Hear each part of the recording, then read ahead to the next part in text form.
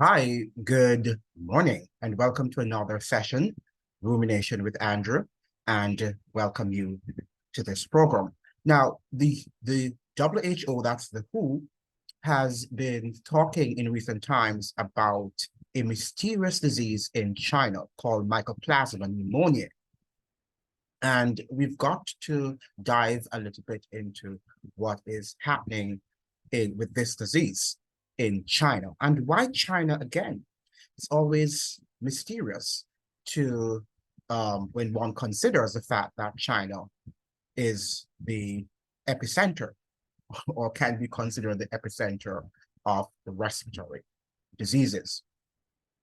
But let's look at what the WHO is saying. It says here, and this article is dated on November 22, 2023. And it says here, who has made an official request to China for detailed information on an increase in respiratory illnesses and reported clusters of pneumonia in children. At a press conference on 13th of November 2023, Chinese authorities from the National Health Commission reported an increase in incidence of respiratory diseases in China. Chinese authorities attributed this increase to the lifting of COVID-19 restrictions and the circulation of known pathogens such as influenza, mycoplasma pneumonia, a common bacterial infection which typically affects younger children, respiratory syncytial virus, and SARS-CoV-2. So it seems that there is a cluster, a combination of these diseases.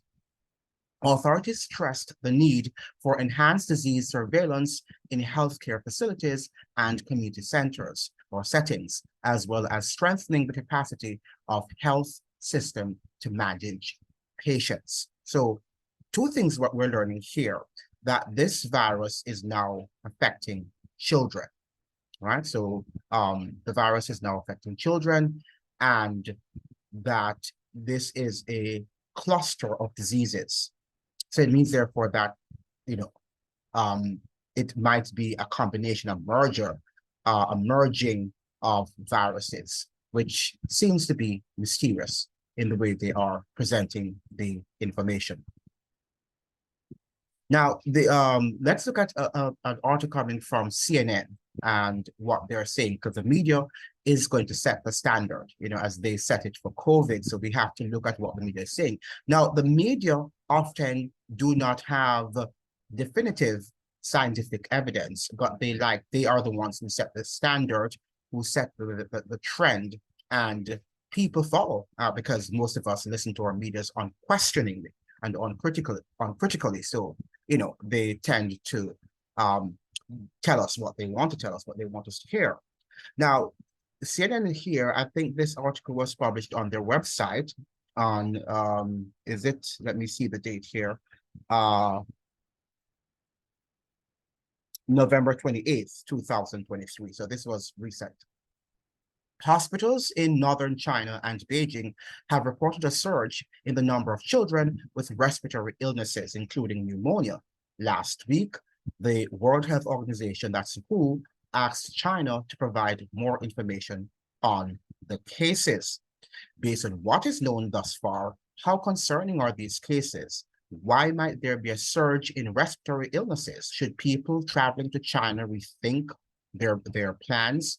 And what additional precautions should governments, health systems, and individuals take? To help us understand the situation, I spoke with CNN wellness medical expert, Dr. Liana Wen. Dr. Wen is an emergency physician and professor of health policy and management at the George Washington University Milken Institute School of Public Health. She previously served as Baltimore's health commissioner. And let us see what she has to say. We can't read everything, but let us listen to what Dr. Liana Wen has to say. How concerning, the question is asking the question, how concerning is the spike in respiratory illnesses being reported in China? And Dr. Liana Wen responds, thus far, based on what we know from the WHO, I don't think the spike in respiratory illnesses should cause global concern. But didn't they tell us that when COVID was in vogue, right? When COVID had attacked China initially, we heard that the Western world did not have to be concerned until the virus got out of hand and it finally got here.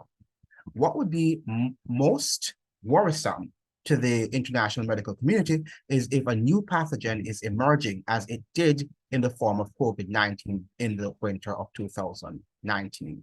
This does not appear to be the case now. Well, this is also controversial because some doctors suggest that the COVID-19 was not a new illness. It was something that was not natural, that they manufactured in a lab, but it was no new illness. Because of course it was manufactured, it was natural, it had the effect on the populace because no one knows to date what might have been put in that virus. So the COVID-19 virus was nothing new, essentially. It was new in the sense that it was manufactured. It was not a natural virus. After WHO requested additional information from Chinese health authorities, it received data that indicates the increases in outpatient visits and hospital visits can be attributed to a rise in known existing pathogens. Specifically, there has been an increase in pneumonia due to the bacterial Mycoplasma pneumonia since May, and a rise in influenza, adenovirus, and respiratory syncytial virus since October. The spikes are not unexpected, given the lifting of COVID restrictions, as similarly experienced other countries, according to WHO. So both the Chinese authorities and the United States authorities are also indeed suggesting that one of the reasons why we have the proliferation and the propagation of viruses now is because of the lifting of the COVID restrictions. Now, what are they telling us? Are they telling us that because we were locked down, our immune systems might have been weakened? They're not really stating that very clearly. It's vague. Now, yeah, so our immune systems are weakened, and it means therefore that the immune system cannot or can no longer combat, viruses that normally it would fight against. I am not sure. Or are they suggesting that we might need to go back into another lockdown to prevent any, the overrun of hospitals, that the hospitals are not working overtime and that they do not max the capacity. I am not sure what they're saying. You perhaps will decide in terms of what you think our authorities are saying, because one of the things that they do, they double speak. And oftentimes when they speak, you have to look beyond what they are trying to say.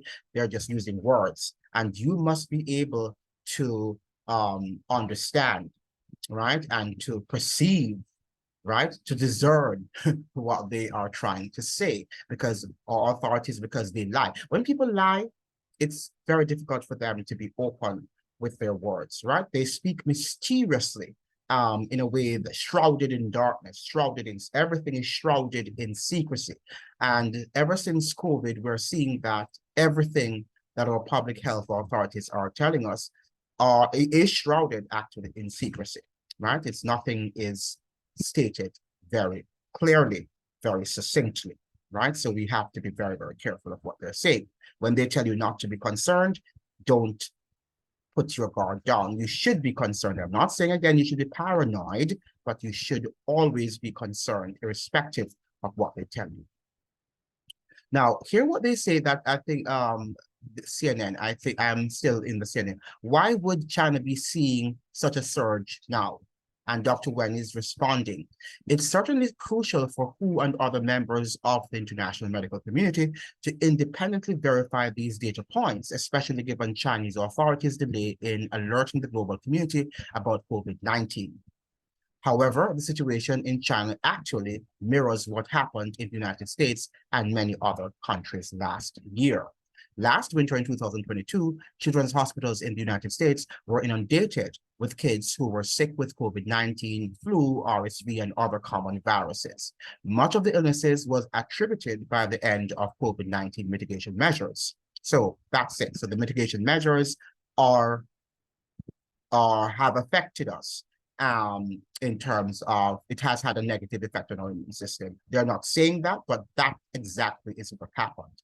All right, we should not have been locked down because life goes on. Whenever, I'm not sure where we got this ideology from that we can lock ourselves down from a virus, right? Particularly an airborne virus. It doesn't make any sense. And people still think that, yeah, it saved lives. How can it save lives? And if we thought it saved lives, let us say that it did save lives, right? But it's taking away life now, right? So when you look at it mathematically in a logical manner, you're saving what's the expression that you are saving 1 pence, and then you probably have to spend, a quarter, right? Saving a dime to spend a quarter in the future. It doesn't make any sense, right? Because you would have thought that the measures that they were trying to implement would have tried to help us to have stronger immunities,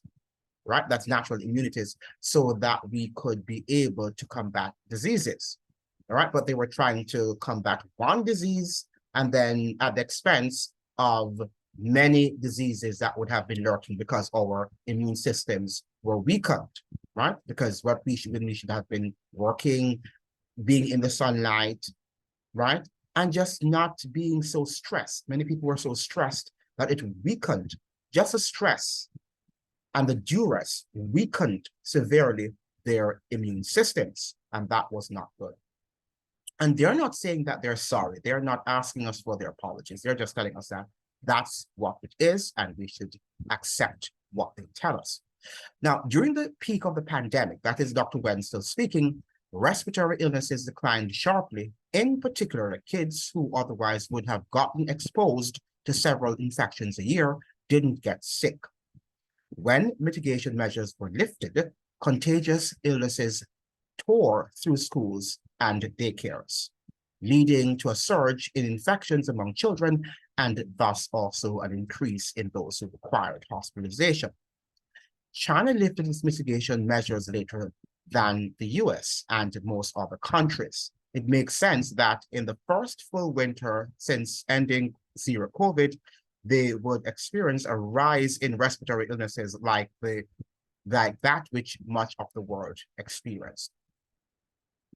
I have, this feeling that the Chinese and the American authorities are playing with the population of the world. So when one is in lockdown, the other is not, right? And they experiment and see how far they can go and what would be the health consequences if they do have lockdowns and if they don't have lockdowns, right? I think that they're playing games here.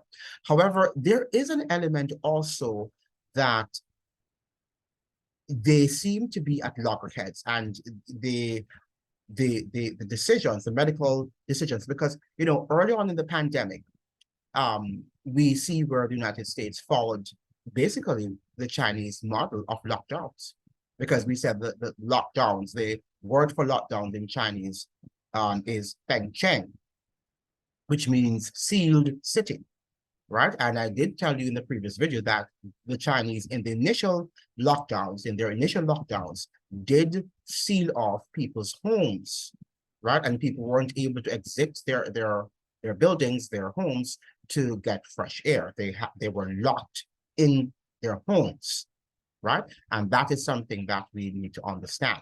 Now, let us look at what this paper here is saying. I took this from the Nature magazine, Nature journal. It's not a magazine, it's a journal. And it says here perhaps let me share this with you, and let me share the Nature journal's article with you. Give me a moment. So let me share this one with you so you can see what I am doing. Okay, good. So we have Nature, and this is November 27th, 2023. So this is just 3 days short of today, right? 3 days ago. Now, what's behind China's mysterious wave of childhood pneumonia? Scientists expected a surge in respiratory disease, but what is happening in China is unusual. So the scientists are already expecting a surge, right? They're expecting that they know the future and they know what the future holds. I mean, I hope we're looking beneath what these people are trying to tell us. Scientists expected, right? How could they expect? Do they know what's going to happen? They don't even know what's going to happen tonight, but they expect it. But they are pretending now that they didn't know that there was going to be an upsurge as it is in China. Now look at the children that we're seeing, and they're masked, right? So they're showing us that the children have to wear masks. So that's going to be the standard pandemic response, right, to any viruses in the world, right? And that is something that we need to understand, which, you know, these responses, these mitigation strategies are going to also affect our health, right? And they are going to do sometimes, some of which are going to cause irreparable damages. And we need to understand that. And maybe what we need to do is to educate ourselves in terms of how we deal with respiratory viruses, other than the normal drugs that we go to the pharmacy to buy. I think we have become so attached to the system, whether the medical system, the education system, or all these systems, the political system, that we are like slaves, and we are at their bidding. We do what they tell us to do because many of us are not well informed in terms of how to act independently of these institutions. Now, you know, let's read quickly. China is grappling with a surge in respiratory illnesses, including pneumonia in children. The World Health Organization, that's the WHO, said last week that common winter infections, rather than any new pathogens, are behind the spike in hospitalizations. So they're saying this, that this is, you know, it's not a new virus, it's common infections. Yet they're asking China to tell them what's going on. You know, sometimes you wonder what they're saying. Are they just talking because they think they have authority? A surge of infections was expected in the country this winter, China's first without COVID restrictions since the pandemic began in 2020. What is unusual, say epidemiologists, is a high prevalence of pneumonia in China. When COVID-19 restrictions were eased in other countries, influenza and respiratory syncytial virus drove most spikes in illness. So it means here for that they are, notice that the trend, there is a thread, a common thread in what they're saying in terms of it's after China lifted its COVID restrictions that we saw the uptick in these viruses. Again, we don't know if they're suggesting that the lockdowns work or they didn't work, because it could be both. It could be they're saying that it didn't work in the sense that we now have the uptick of other viruses, of other common illnesses that children or other people would have fought off with their immune systems. Or they probably could be saying that, well, we might have to go into another lockdown to prevent us from all dying. Now, the WHO requested information, including laboratory results and data on recent trends in the spread of respiratory illnesses from China's health authorities last week. This followed reports from the media and the Program for Monitoring Emerging Diseases, a publicly available system run by the International Society for Infectious Diseases, about clusters of undiagnosed pneumonia. So they all have these organizations, and if you probably check them, you wonder who sponsors these organizations. I'm sure the Bill and Melinda Foundation, the Bill and Melinda Gates Foundation would of course, be on the top of the list, right? Because he is this medical expert. Now, in a 23, that's in a November 23 statement, the WHO said that China's health authorities have attributed the rise in hospitalization since October to known pathogens, such as adenoviruses, influenza virus, and RSV, which tends to cause only mild, I like this, cold-like symptoms. However, an increase in children being admitted to hospitals since May, particularly in northern cities such as Beijing, is mainly due to Mycoplasma pneumoniae, a bacterium that infects the lungs. It is a common cause of walking pneumonia, a form of the disease that is usually relatively mild and doesn't require bed rest or hospitalization. But that is hitting children hard this year. But I'm wondering, so having said this, why the controversy? Why the hype? You know, if it's not a very toxic disease, it's a mild disease, right? Why create this? Why is this? Why are they creating this hype?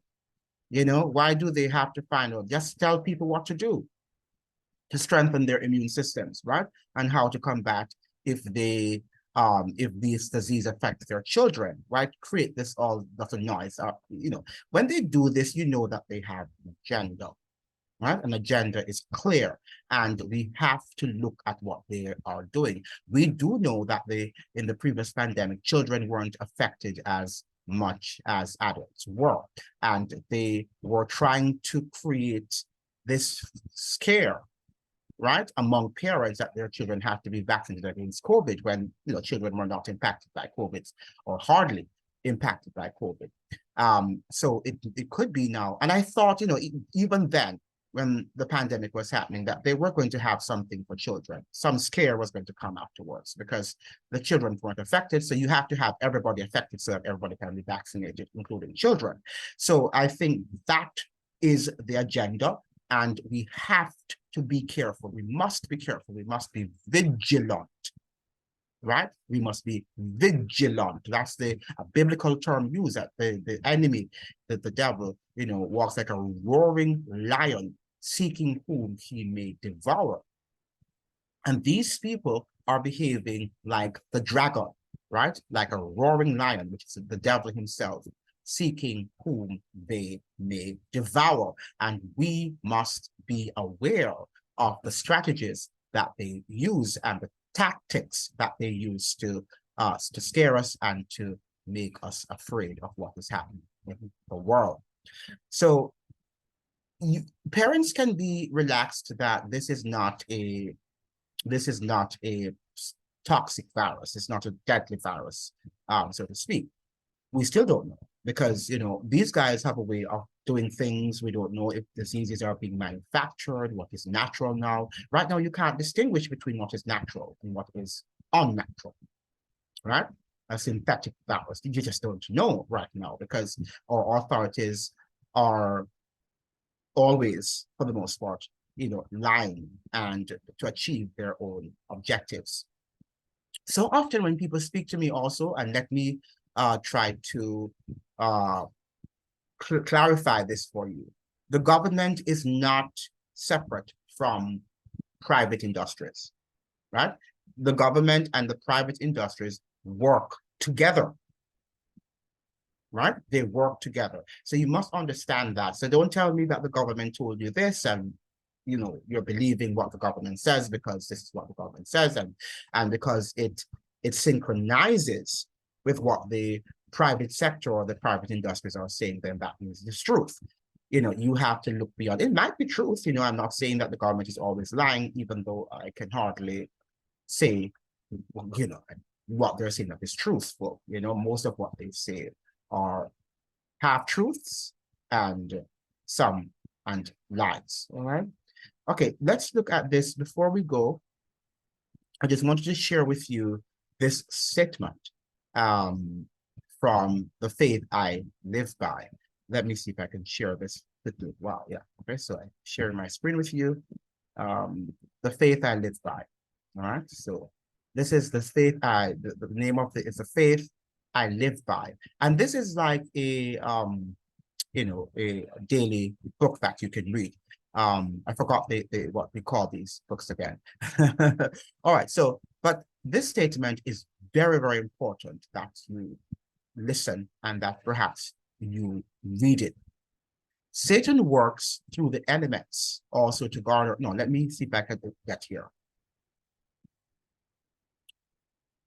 Yeah, let me begin back here. Satan works through the elements, right? Also to garner his harvest of unprepared souls. He has studied the secrets of the laboratories of nature. The devil knows he's a master scientist. And none of these, all of these PhDs and people combined, right, cannot outmaster his intellect, right? Because I told you that he was created perfect in beauty and perfect in his power in all capacities. He was perfect, but he has now the devil is now using the perfection, the excellent, characteristics that God endowed him with, rather, to deceive and to do evil, right? But so this is not any ordinary enemy that we are playing with, right? This is a being that has a lot of superior attributes or qualities. So be careful of that, right? And he has no good in him. And he uses all his power to control the elements as far as God allows. When he was suffered to afflict Job, how quickly flocks and herds, servants, houses, children were swept away, one trouble succeeding another as in a moment, right? It is God that shields his creatures and hedges them in from the power of the destroyer. So we have to seek wisdom from God first. And I'm not saying now that you can't read your scientific journals or you can't read what man says, but you must be very close to God. You must be connected to him so that you can understand what these what's going on and what's behind the motives of these people. In accidents and calamities by sea and by land, in great conflagrations, in fierce tornadoes and terrific hailstorms, in tempests, floods, cyclones, tidal waves, and earthquakes, in every place and in 1,000 forms, Satan is exercising his power, right? So he has the power to do all of these things, including to work with human beings, to manufacture virus, to distort information, and to deceive the population. And by the way, as the Bible says, most of the earth's population will be deceived, because this is an enemy that is he has superior intelligence, right? And we cannot imagine God who has infinite power, and yet he gave all the power that, well, the devil doesn't have, he's not all powerful, but whatever power that God could give, all the power that he could give to a created being, God gave to this being. It is unthinkable, right? It's incredible. It boggles the mind when you think about the power that this being is endowed with, right? Because when God says something is perfect, it means therefore nothing else can be done. That's it. And God is infinite in power. It shows you that we are playing with this evil being, and he has millions of minions of his kind. Well, they're not as powerful as he is, but they are powerful, much more than we, far more, 1,000,000 times more powerful than we are. He sweeps away the ripening harvest, and famine and distress follow. He imparts to the air a deadly taint, right? So sometimes when we're having these viruses and whatever, we don't know what's going on behind the scenes. Some of these things, or most of these things that we tend to think are natural, are not natural, right? It's coming from another source. And thousands perish by the pestilence, right? These visitations, listen to what she's saying here, these visitations are to become more and more frequent and disastrous, right? And that is when, and we're seeing that happening now. But what they want you to do is to vaccinate yourself. That is not going to solve the problem, right? Because if we study our Bibles, we're going to learn that one of the reasons why God allows him to do these things is as a matter of bringing judgment upon us, upon the world. Because it is God who hedges us in, protects us, shields us from the wrath of this person. Had it not been for God, the devil would have long destroyed the human population because he hates us. Right? Even the guys who is using the governments and other people in the private industries, he hates them too. Right? They're just being used as conduits to do his evil work. All right? And you need to understand that. All right, so let's go quickly before I finish to the next passage that I would like to highlight. Many of us think that we're wrestling with human beings, and we often talk about our governments because that's what we see, or the people of the private sector, because, you know, the private industry, the military industrial complex, because these are the people whom we see. But there is an element lurking behind the scenes who is working laboriously, right, to destroy the human race. He is God's greatest enemy. And because we are God's creatures, he's also God's creatures, but, you know, he pretended, and he's pretending as if he's God. So God allows him to play, to oppose him until one day God will have to bring an end to all of this madness. But in Ephesians 6 verse 12, it says that, for we wrestle not against what? Flesh and blood, but against principalities, against powers. So you have principalities and powers. These are some terrible powers, right? Gigantic powers. Very human language perhaps cannot describe accurately the powers that have been given by God to these creatures. Now, remember now that when God gave it to them initially, he gave them to use those powers to perform good deeds, to perform righteous deeds. But they became haughty and they rose up against God, and instead are using these powers that God endowed them with to do evil. You can understand that because it's like somebody learning science, right? And they learned all the tricks and of doing experiments and using chemicals, and then eventually they use it against the people to kill them. Right? Nothing is wrong in gaining knowledge about chemicals, different types of chemicals, and and understanding what science is all about. But when you use it, you misuse it, I should say.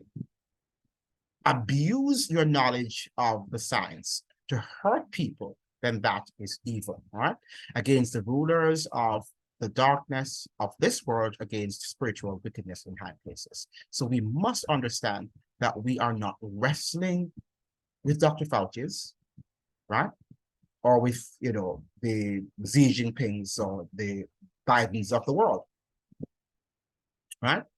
They're just some weaklings working for another power, the power behind the power, which is the devil and his demonic forces.